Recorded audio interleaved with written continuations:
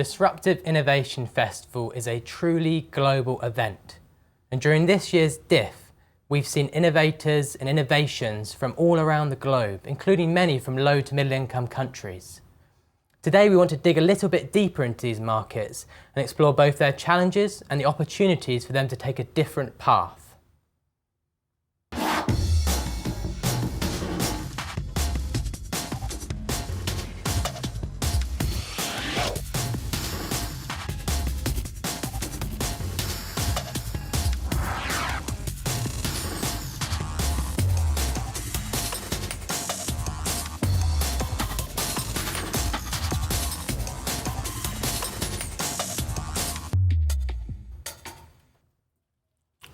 Welcome to the Diff.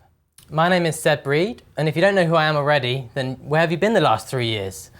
I'm a member of the Tech and Facilitation team here at the Disruptive Innovation Festival. I'm also an author at Circulate, a circular economy news-focused website. The Diff is a 3-week-long virtual event that showcases the latest innovations, ideas, and technologies that are reshaping the future of the global economy. And I'm really excited today to be joined by 3 expert guests to talk about just those issues in the case, in particular, of low-income countries. Today I'm joined by Kirsten Kramer, who's a strategist at Accenture Brazil and particularly focused on local renewable energy solutions. Camille van Gestel, who co-founded and co-CEO at Waka Waka, a company that makes handheld solar devices and ships them all over the world. And Olayinka David-West, who is a professor at Lagos Business School, where she focuses on a number of tech-related issues, including the digitization of finance. I'm also really pleased to be joined by my colleague, Miranda, as co-host today. Miranda works on the Ellen MacArthur Foundation's Circular Economy 100 program. Hey, Miranda. Nice to be here. And I know the thing that we all have in common, both me, Miranda, and our guests today, is we want your feedback and your questions. And the easiest ways to do that are 1, by using hashtag ThinkDiff to post us those questions on Twitter, and we'll be picking them up during the session. And 2, by posting in the comments space just below this embed. But let's get started with this conversation with Kirsten, actually. And Kirsten, I want to ask you to tell us and talk about some of the renewable energy solutions, some of your work in Brazil and how it relates in particular, I guess, to tech.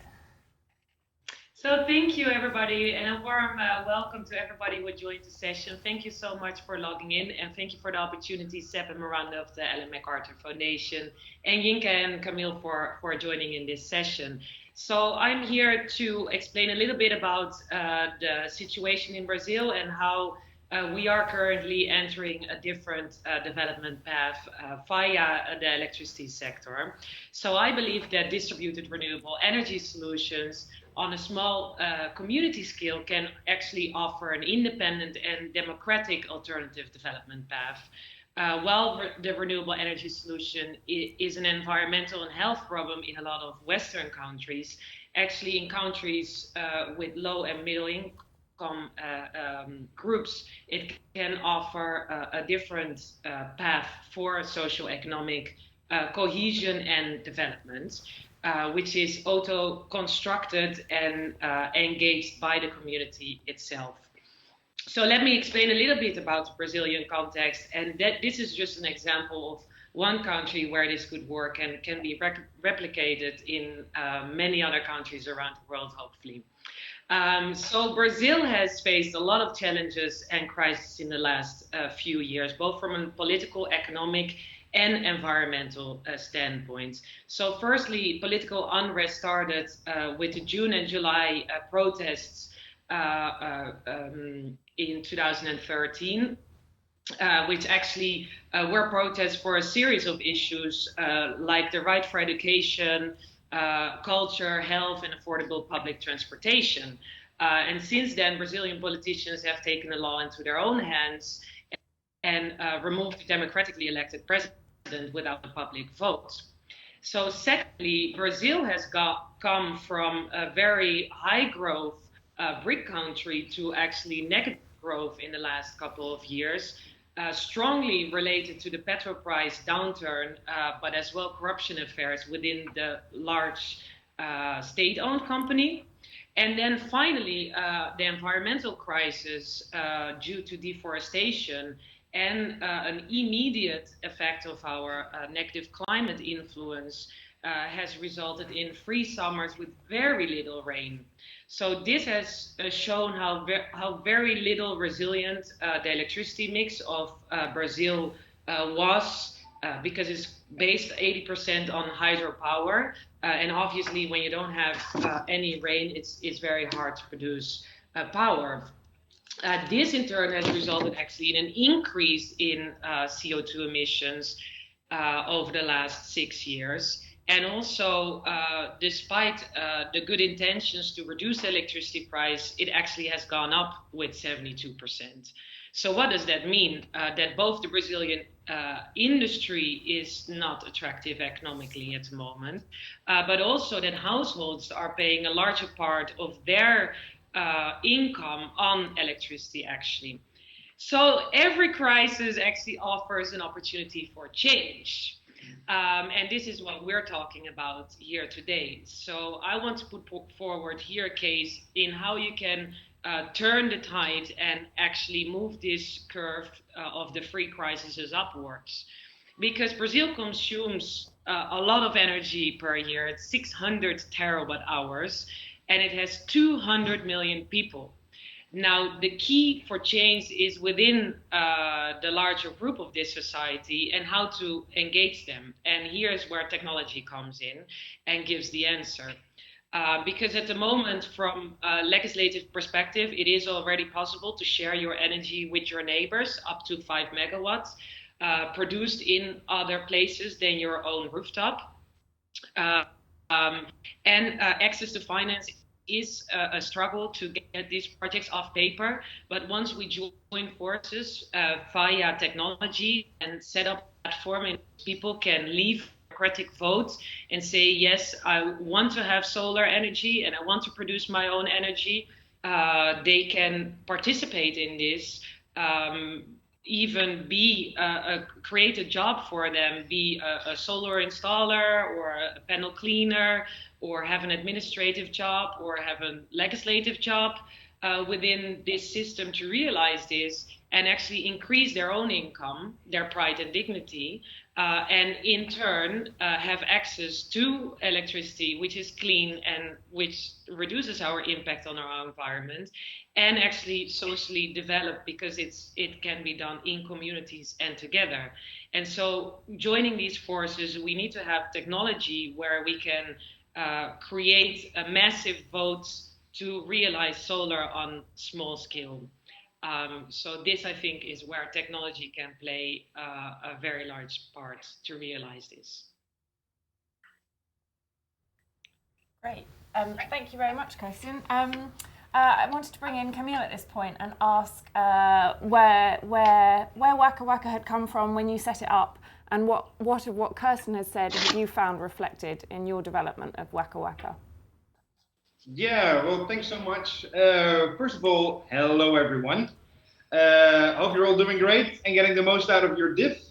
Same as Kirsten, grateful for being here at the Ellen MacArthur Foundation with a platform to talk about disruption and circularity. So the question that's being asked is, the economy is changing. We all know. What do we need to know? What do you need to experience? And more importantly, what do you need to do? Main question for this year's event, and it's my pleasure and honor to give you a Waka Waka perspective on this. When we look at the current take, make, and dispose economic model, we have a different view on this. I'd like to get to questions as soon as possible together with you guys, so I'll try and keep this as brief as I can. Hope that's going to work. First of all, Waka Waka means shine bright in Swahili. And we are a social enterprise on a mission to provide safe, sustainable solar for all. And these 5 words are ingrained in our DNA. They guide us on our journey to reach more than 1 billion people around the world who are currently not connected to the electricity grid. They depend on toxic and very dangerous kerosene lamps and candles, and these are expensive on top of everything else. So my co-founder and I, we embarked on this adventure primarily for one reason, to provide a partial answer to climate disruption. More than 50% of global carbon emission from domestic lighting are caused by kerosene lamps. Let me say this one more time. More than 50% of global carbon emissions from domestic lighting are caused by kerosene lamps. And on top of this, 1 kilowatt equivalent from these candles or lamps is over 200 times more expensive than your electricity bill. So it's really expensive to be poor. And as you may know, this is called the poverty trap. As we went along a journey, we found that the impact of light on people's lives is far more impactful than we could have ever imagined. And just try to picture this. Just a moment, when you close your eyes, what would your life look like when you would have no light in the evening? So would you still be able to keep your job? How would you cook at night? What would your life look like? If you have children, when would you put them to bed? What would they do? We can barely imagine this, and we take light for granted. But for 1.2 billion people, that's just not the case. Light has a profound impact on school results, for example, disposable income levels and livelihoods.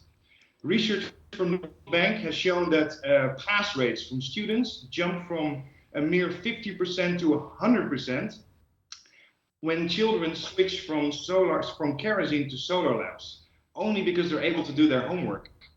And in the past years, our own research has shown that disposable income levels can increase with to 50% as a result of abundant light in the evening, because people can stretch their day with a few hours extra. So they can be more productive, work more in the fields, do chores at night, do some work, keep their stalls open a little bit longer. The impact of light is underestimated.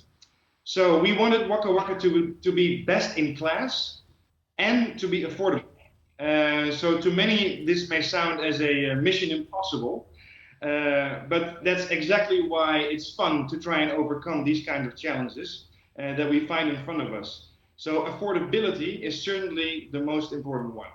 The African continent has been flooded with all due respect, but very cheap and low cost quality and low quality products from China. Certainly the case for solar products. So what happens is people buy these products, which are actually a reasonable alternative for kerosene lamps, but after a few months they break down and they're disposed of, and they end up in the very fields that people use to grow their crop. So far we haven't found any biodegradable solar lamps yet. So here's a little bit of tech talk. Waka Waka uses high quality components, best available solar panel in the world, software which makes it the most efficient, and the life expectancy of a Waka Waka is 4 to 6 years. So that's when the battery needs to be changed. And currently we use post-industrial recycled plastic, but we're currently doing mold trials which, with fully cradle-to-cradle certified materials, which we're doing together with Dutch DSM from the Netherlands. We also recently hired a new CTO, Andy Hall, and he's an expert on the circular economy. So together with him, we are in fact rethinking the entire value chain. And so we ask ourselves, how do we upgrade our products during their lifetime? How do we incentivize our customers to return products when the battery is done? How do we economically refurbish and how do we offer these units at the lowest disposable income level?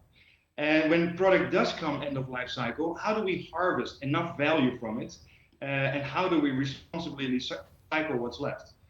So this process is absolutely value driven. This is how we try to retain as much value every step of the way. And in my humble opinion, I think every company should do this by now. So Waka Waka is not the cheapest product out there. So how do we make it affordable to people who earn less than $2 a day?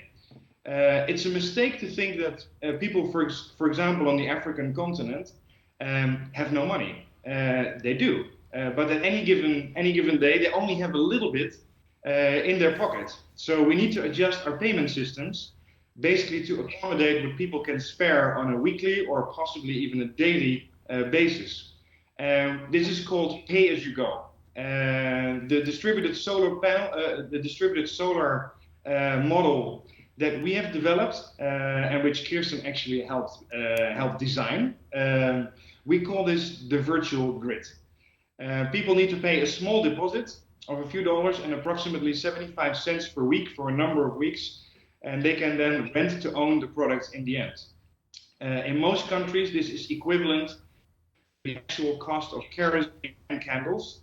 So charging your mobile phones is then absolutely a bonus and helps you save on your expenses. So I'm almost done with my introduction. So low to middle countries, they have leapfrogged the entire telephone revolution, and they went straight away to cell phones. So you don't see telephone lines in Africa. And now the same is happening with electricity, actually. So it's economically not viable to connect people in remote rural areas. And in places where there is connection, the grid is down half the time. So it's really unreliable. And distributed power is in fact the solution here. So we're trying to imagine what a continent like that would look like if millions and millions of households are actually energy independent. After some time, their electricity actually becomes totally charged. That's do it. They're rightfully so. Seb, go ahead. That's amazing, Camille. Thanks so much for that story. I must admit, I never thought, Miranda, that I would ever welcome a Waka Waka perspective on something. And I can see that you're obviously a big fan of the Diff based on the intro you gave. And if you're also watching us and a big fan of the Diff, I just want to remind you how you ask your questions, how you give these guys your feedback, and that's via #ThinkDiff on Twitter or on the comment section right below the video embed. I want to get to you now, Yinka. We've sort of become, talking about fans of the Diff, we've sort of become Friday buddies during this festival. Yinka and I were on a session together last Friday called Disruptive Technologies in Africa. It's available on Catch Up if you want to watch it. And I know that your research has focused around the impact of digital in Nigeria and other parts of Africa. And in particular, I know that you're interested in the digitization of finance, but I wondered if you'd offer us a few thoughts on the impact of these technologies and whether anything the other two speakers have said resonate with you. Okay, definitely. Hi, everyone, and greetings from Lagos, Nigeria. It's great to be here to participate again on a Friday. So let's get to it. As you know, Nigeria is Africa's most populous nation with about 180 million people. But with that, we have about 93 million unbanked adults, generally, and financially excluded. But yet, if we go back in history and going back to what Camille had said, we look at the banking side. Banking has been around for over 100 years, but yet we have only 27 million banked individuals. But yet, when you go to the mobile telephony or the GSM telephony side, that's been around for less than 20 years. We have over 180 million subscribers.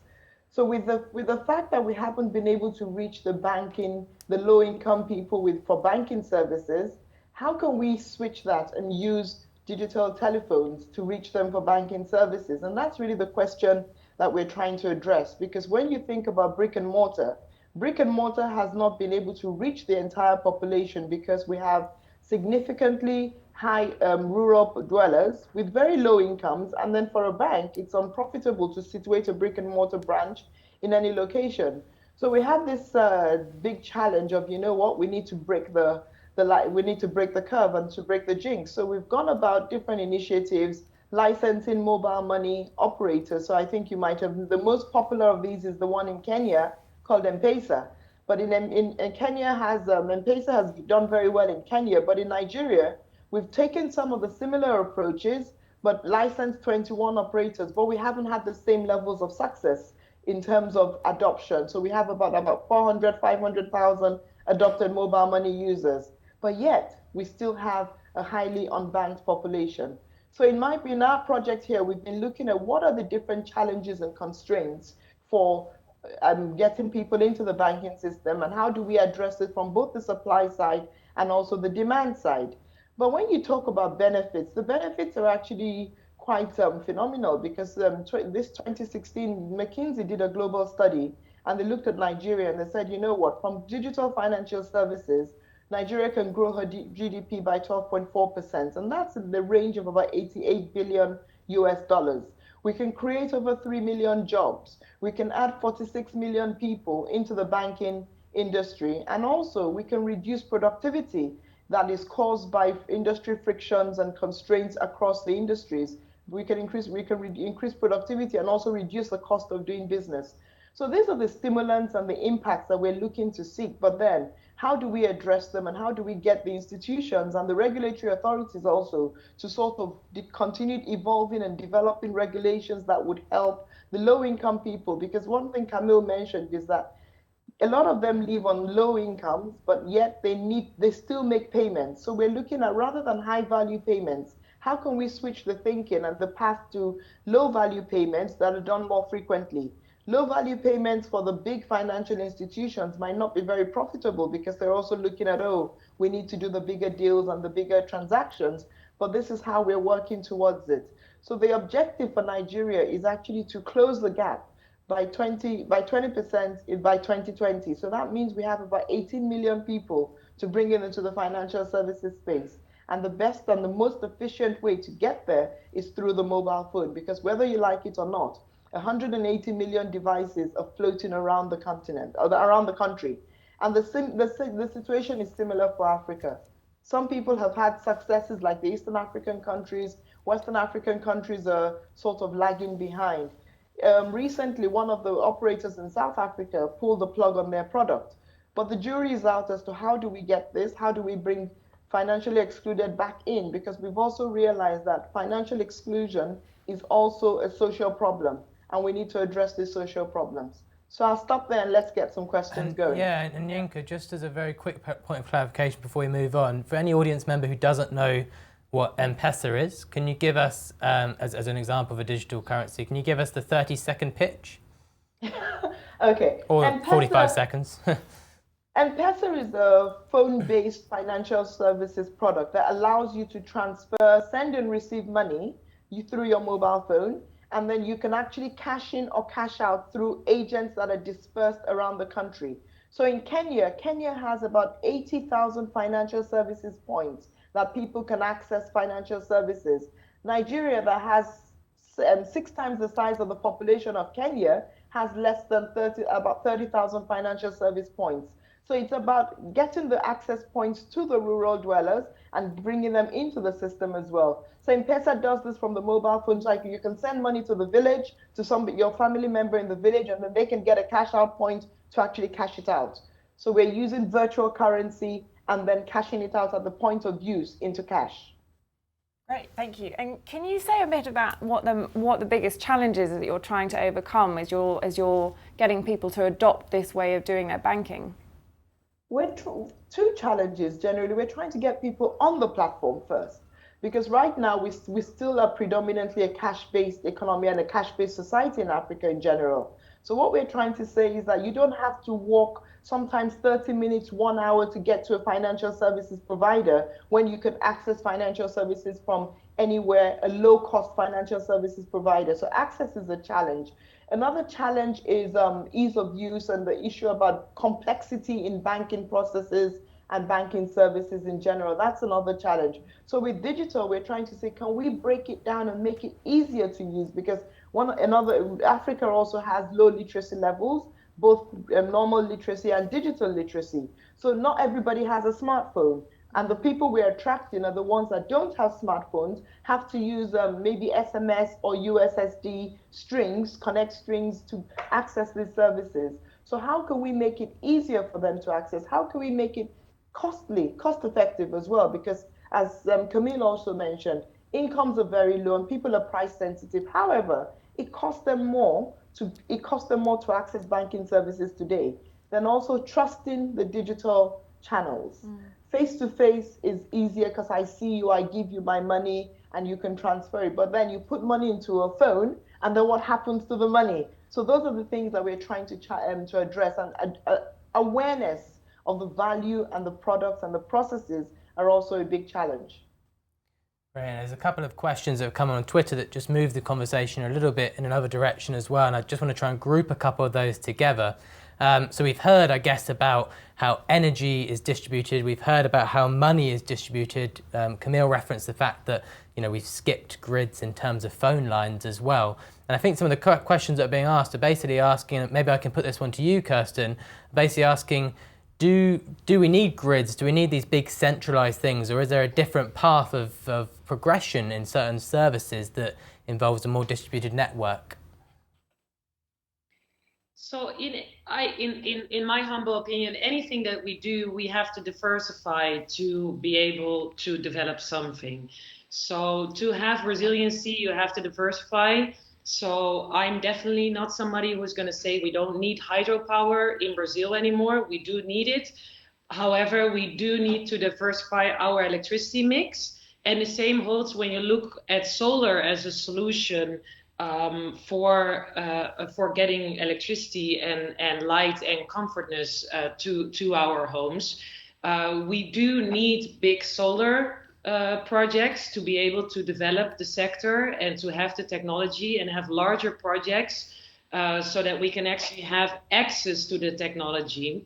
And for that, we do need some transmission lines in countries like Brazil. However, in countries where we don't have transmission line yet, it doesn't make sense to construct these to reach the last mile and all the rural families. However, if it's possible to have some big solar plants in highly concentrated areas, in urbanization areas, I'm, for example, at the moment working in Angola, who has 23 million people living there with only less than 1 million electricity connections. So that's approximately around like 4 or 5 million households without electricity. However, there are a couple of bigger cities like Luanda, Uambo, where you could put utility scale solar project there and then bring this technology to the country, which doesn't have any solar electricity at the moment, and at the same time also introduce distributed solar systems. So it's all about diversifying to be able to develop ourselves in any kind of sense and be resilient and inclusive. Yeah, I love that key message of diversify to be resilient and to ensure long-term prosperity. And that's a key theme that weaves its way through so many of the sessions here at the Disruptive Innovation Festival, which has been going on for 2 weeks. We're on the final day of week 2. There's so much to catch up on. There's so much more to see. And someone who I know is extremely excited to tell you all about what there is to see and what to catch up on is my colleague Isaac. Thank you so much, Seb. Yes, so as Seb said, we have lots of other stuff going on at the Disruptive Innovation Festival. In fact, we got 300 sessions during the 3 weeks we run, and I would like to let you know a little bit more about some of them. Immediately after this session, you can join the session Regenerative Cities live launch, the global debate. In this session, you can follow 6 experts from different fields, and they will think around what challenges that might be affecting cities in the future. And for next week, you shouldn't miss our headliner, which will take place on Wednesday at 5 o'clock UK time. In this session, you will hear Douglas Rushkoff and his thoughts on how the rise of digital technology will affect the economy. And you shouldn't worry too much if you miss a session, because most of our sessions are available for catch-up on our website, thinkdiff.co. So if you want to catch up, go to thinkdiff.co. And one session that I recommend you to catch up on is this one, how circularity can create value in emerging markets. In this session, you will meet the team behind the Ellen MacArthur Foundation's next report, which will be a circular economy vision for India. And as Seb said already, you can find the Disruptive Innovation Festival on social media. So on Twitter, you find us on #ThinkDiff or @ThinkDiff_. That was all from me. Back to you, Seb. Thank you very much, Isaac. And welcome back to the session. Do keep keeping your questions coming in. Camille, I wanted to ask you a bit. The scale of the challenge it can be a little bit overwhelming. So, in your process of establishing Waka Waka, are there any particular highlights or breakthroughs that really made a difference to getting Waka Waka off the ground? Yeah, we believe that we can only be successful when it is about scale. So we started 4 years ago with an ambition to reach 1.2 billion people who are absolutely not connected. Another billion has intermittent access. So we're talking about 2 billion plus people who do not have reliable or no access at all. So within the past 4 years, we've been able to reach 1 million. So far. So even though that sounds like, well, to some at least, like an impressive number, but it's still a drop in the bucket, actually. So it's the right question. And the way to do it is, in our humble opinion, is to tap into existing distribution networks. As Yinka was saying, in Nigeria, there is an infrastructure of mobile phone companies, of banking. There's a banking infrastructure. It's growing. So 27 million people now, 18 more million people coming in the next 4 years. Why don't companies like Waka Waka tag along with those types of developments? Because if you want to bank mobile, you also need to have mobile power. So I think the key to get to scale is to find the right distribution networks and to make sure that there's a mutual benefit to team up. Yeah, that's great. I mean, I think talking about mutual benefits and sort of business opportunities, I mean, in our discussion last Friday, Yinka, we touched on the fact that in Nigeria, I think it was something like 90% of the tech marketplace is SMEs and small companies, entrepreneurs, innovators. So I guess that in this area of tech innovation, this area of sort of having a social impact, there's also a terrific amount of entrepreneurial opportunity. Could you say a couple of things about that?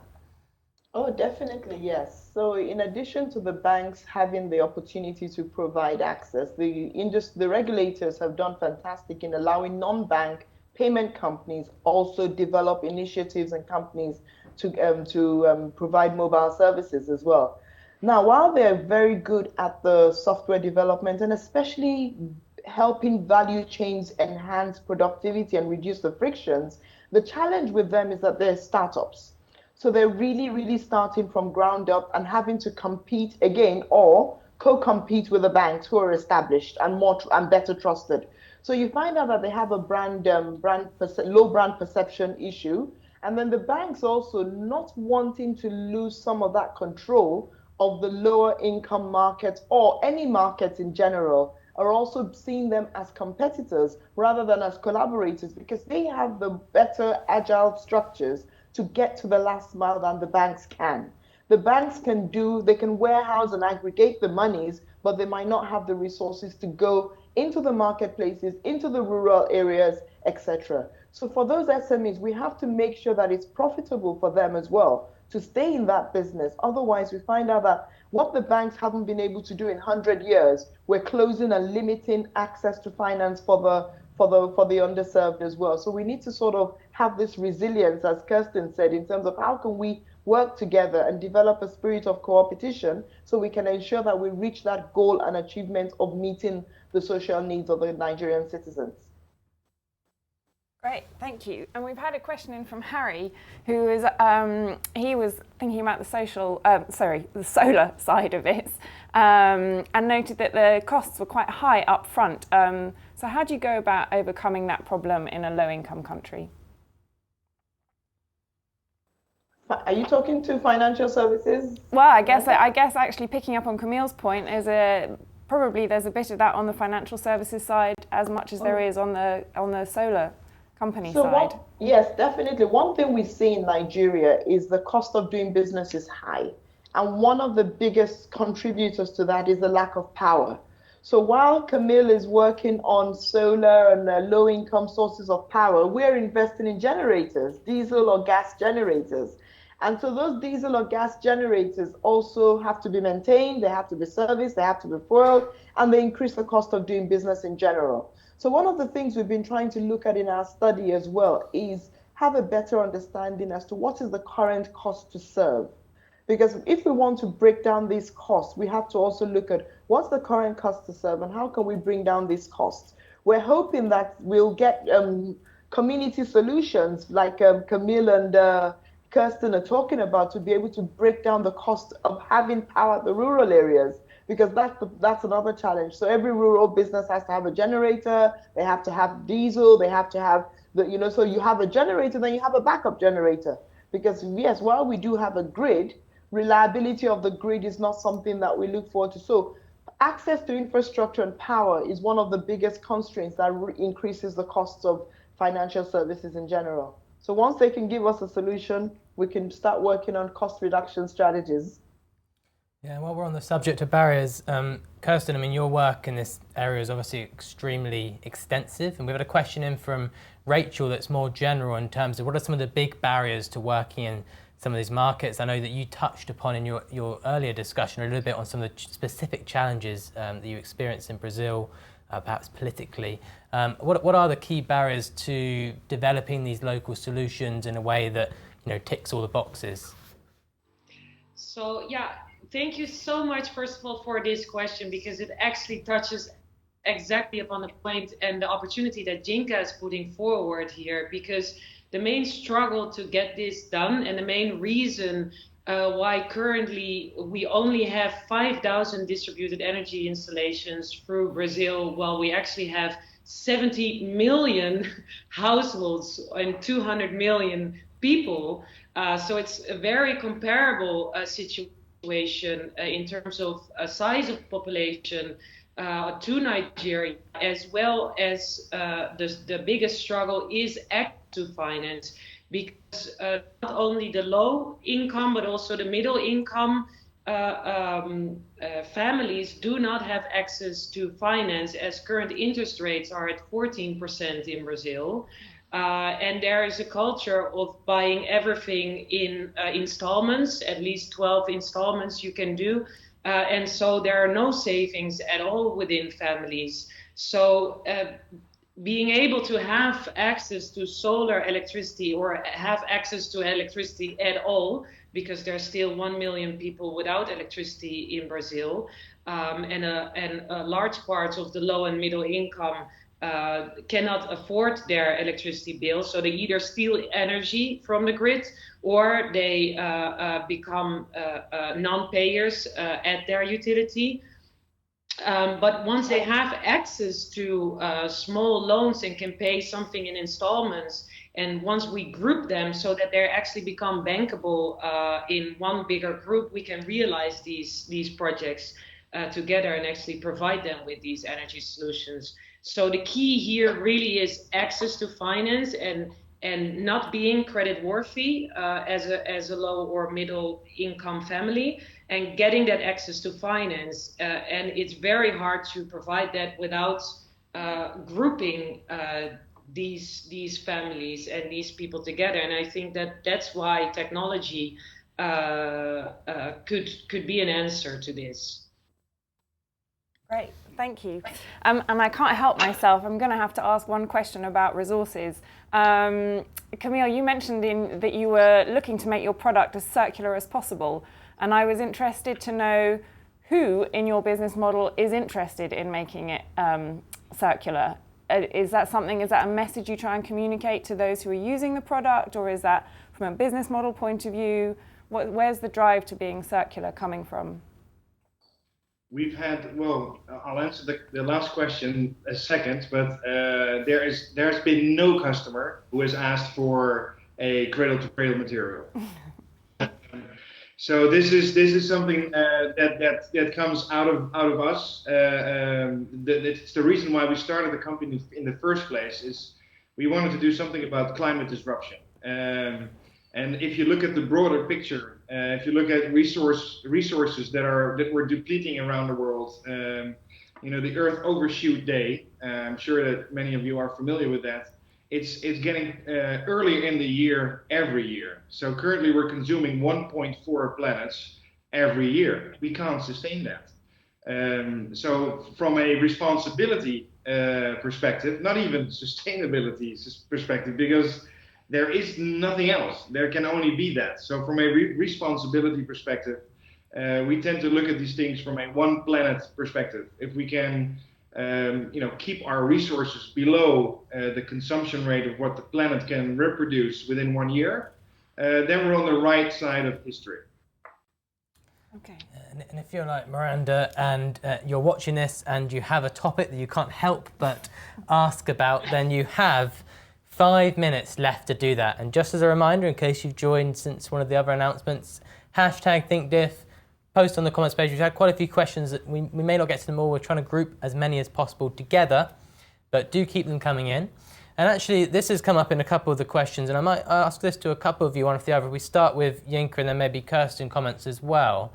It seems like there's a need for all of these things to happen together in these countries in a sort of systemic way. You know, it's almost, you can innovate in renewable energy and technology in that space, and that's good, but you know, there's only so much you can do, and equally probably in finance. So just wonder if you could comment on the importance of multiple initiatives somehow being linked together in a different kind of system, and how that maybe links to the idea of a completely different developmental path. And I'll start with that. That's a great opportunity and an idea, because we believe that it costs more to establish the same type of infrastructure for different products and services. So we also need to be a bit more effective and a bit more renewable in terms of piggybacking on top of one another. Rather than trying to establish a different initiative or a different last mile outlet or point for each of these initiatives, why can't we piggyback? So for example, one of the things we've also been looking at in our study was, how does distribution work with fast-moving consumer goods? Because you realize that even amidst this disruption of the distortion of the lack of infrastructure in Nigeria, fast-moving consumer goods get to every single person. There's Coca-Cola in the remotest of villages. There's there's cigarettes and things like that. So how do we collaborate more together rather than having the industry barriers like we used to before? How do we sort of have the overlaps and the dependencies to ensure that, we can actually collaborate and save the cost? Because passing these costs on to the bottom of the pyramid, people they're becoming more sensitive, and it costs more for them to serve them. So that is an interesting idea, but we also need to sort of map out our ecosystems and our dependencies a bit better. So I think more knowledge and more research as to what's going on in FMCG, what's going on in financial services, what are the constraints, how can we do that? And I'll give you an example of what happened in Nigeria when the telecoms companies started out. Every single telecoms company was rolling out their infrastructure, and everyone was sort of replicating the same base stations and cell towers in different locations. But I think later on, legislation came and said, you know what, why can't we share? Because the cell towers we're distributing or developing around the country can actually cater to the services of more than one telecom company. So that is evolving, and that is growing. So it's also this concept of bringing in more of the shared economy values into business, and let business realize that they don't have to own anything or own everything by themselves. And Kirsten, do you have any thoughts on that same topic? I don't believe in non-disclosure agreements, and everything should be open source. So anything I do, I always share. And if we all do that, please replicate this, and let's do all the same. So, and let's share everything that we do, so we can do this as quickly as possible.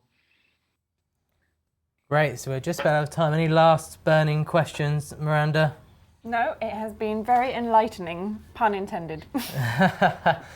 And thank you so much to our panelists for being terrific, and for the tech team for making sure that it all worked okay. Thank you so much to the audience for your questions. These sessions, they so much rely on interactivity and your input. And critically, if you're watching this on a recording, it will be available on Catch Up. Continue posting in that comment section. Keep posting questions. We won't be afraid to pester any of our panelists with any further questions, and I know that they will be extremely pleased to continue receiving them. That is the end of this Disruptive Innovation Festival session, but as Isaac pointed out earlier, there's a huge amount to catch up on. There's a huge amount coming up in the last week. Sorry, a light has just gone out and it's put me off completely, but one thing I'll definitely recommend in addition to what Isaac said is we've got a video being published at 5 o'clock called Can Smartphones Grow on Trees, which has skydiving, it has a Game of Thrones type action scene in it, and it's all about growing proteins. So that's one additional little tip to watch out for. But for now, it's bye from me. Bye. Bye from Miranda. Bye-bye.